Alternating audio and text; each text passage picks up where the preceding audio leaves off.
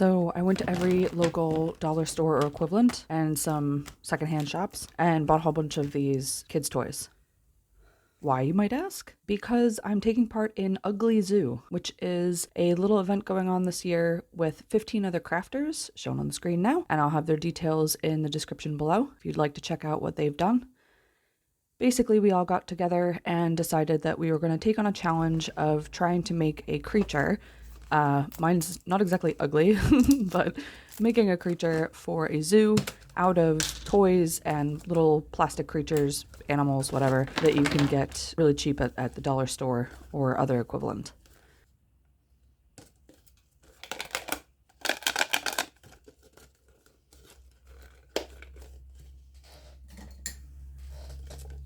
So I did get a bunch of different stuff, as you saw, but I felt most interested in this safari pack. And here I'm just opening the container because I noticed this blue thing at the bottom, and I thought, ooh, maybe there's like a secret creature inside, and nothing. It was pretty disappointing.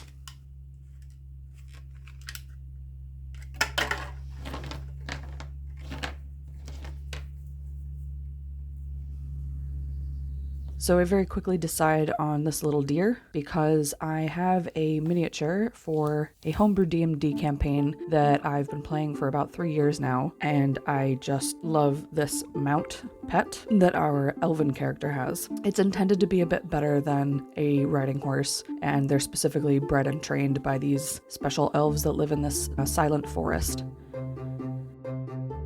So I had sketched it up forever ago and decided to do it digitally just to give you a cleaner view of what it is that I'm trying to replicate in this little deer miniature.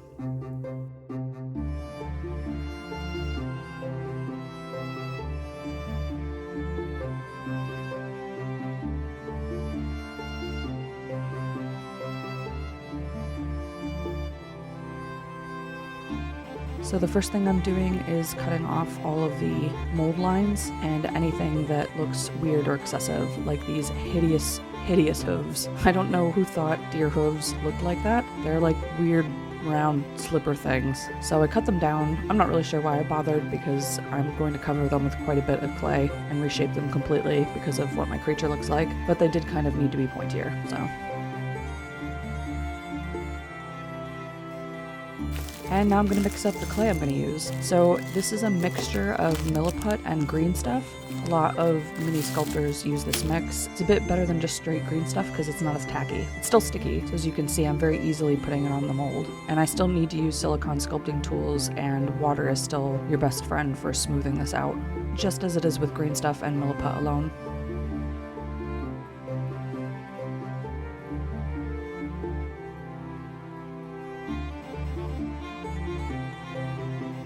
So the horns on this guy, you'll notice, are very twisted and aimed back and have little holes indented in the top. That's because the Tarcas Tumbë, which is what I'm making today, is able to blow through its nostrils back up through its sinus cavity and into its horns. This gives it special abilities.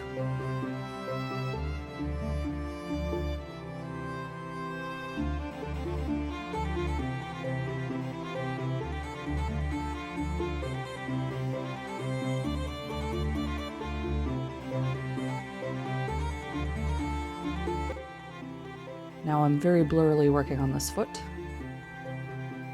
The feet are a bit inspired by the forest spirit from Princess Mononoke. I really liked how it had toed feet. So the Tarcas Tumbë lives in what's called the Silent Forest. It's basically pitch black except for bioluminescent creatures and plants. And to get around, I decided that the Tarcas Tumbë would need to be very quiet. So its horn ability is actually a sound attack, but it does also give it the ability to have echolocation, and its walking and its fur, which you'll see I add a lot of long fur to this, helps muffle its sound as it's walking and very carefully place its steps and not slip on moist rocks or anything like that.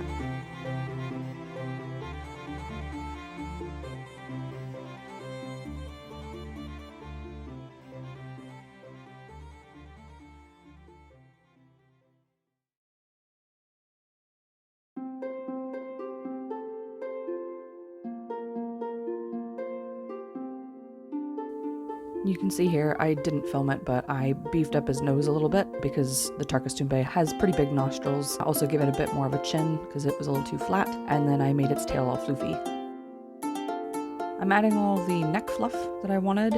This sort of just gives it more of a elk look instead of a little deer, and I felt made it look a lot more regal.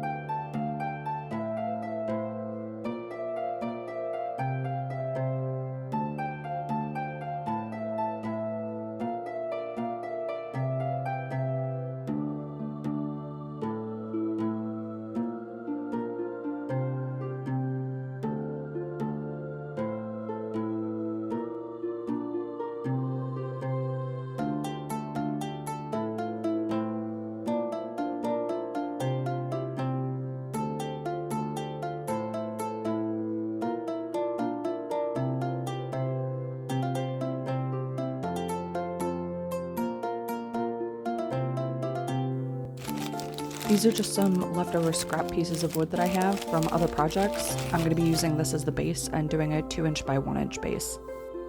And now to play around with other base stuff. So I've got some Spanish moss from the yard and some sawdust.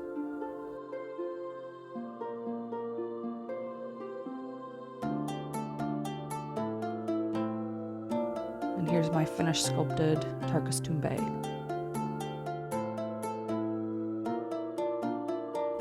For the base, to make some ground, I'm mixing brown acrylic paint with my sawdust, and then I'm just adding PVA glue to the mix.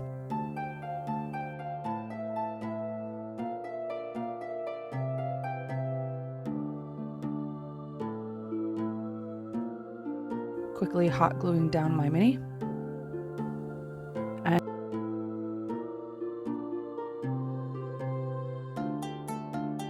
And now just glopping on my paint sawdust glue mixture. It's a bit runnier than I was hoping, but it worked perfect. When I first put it on, I was a bit nervous that it just looked like poop everywhere, but when it dried, it looked good. Now for my Vallejo white primer. I used to not prime any minis, but I found that obviously, as primer is supposed to, it makes the paint last a lot longer. Plus I was a little concerned since this thing is unknown plastic with milliput / greenstuff all over it.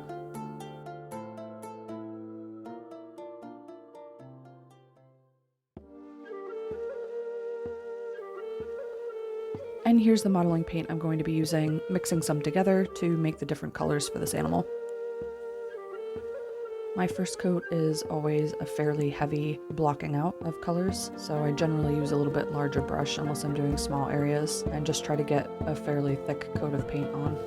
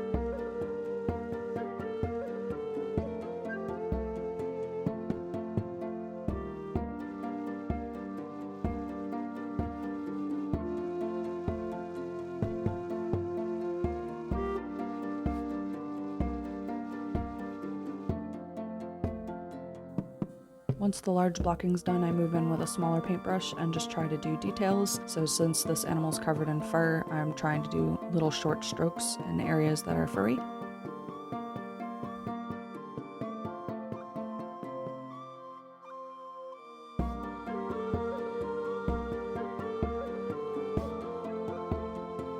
And here it is with all the base coat on. Now moving on to a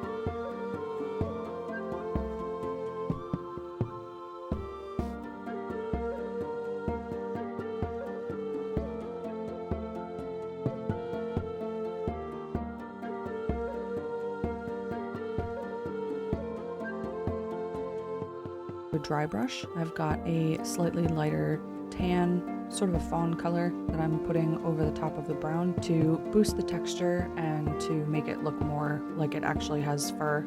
And then I'm also using it to sort of blend out the dark brown areas.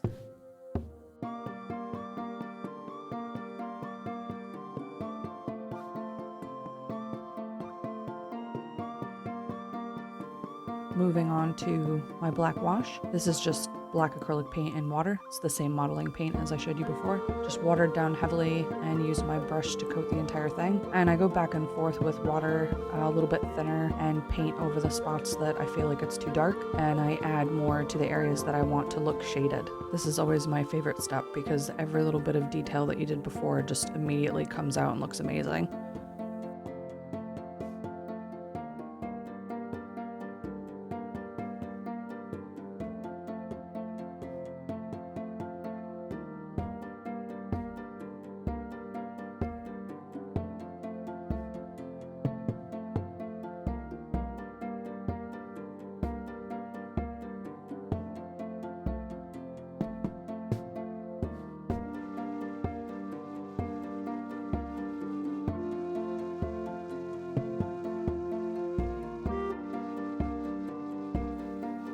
I just wanted the antlers to look a little bit more like antlers, and I felt that the ivory bone color that I had wasn't quite right, so I'm just doing a quick dry brush of a lighter color. Now I'm just cutting up that Spanish moss I grabbed out of my yard. This is perfect for this project, so I'm quite glad that I get to use it.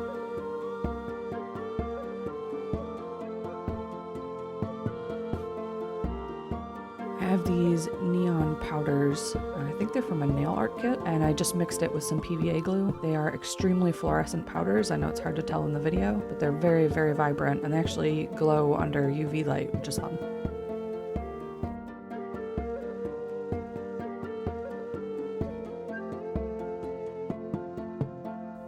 So the Tarcas tumbë eats plants that have bioluminescence in them, and when it puts its head down, it ends up getting the moss on its antlers. So I imagined that it had the moss growing in its antlers, but also in the fluff around its feet, because the fur is so long that it makes it easy for the bioluminescent moss to get stuck and then grow.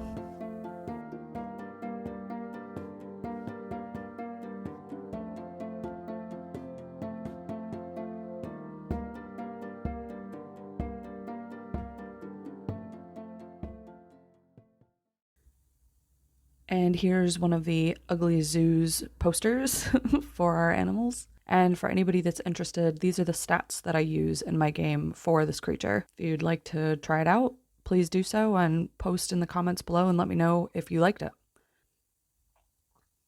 And did you think? Was it overpowered? Was it fun? Was it perfect? Of course it's perfect. Look at it.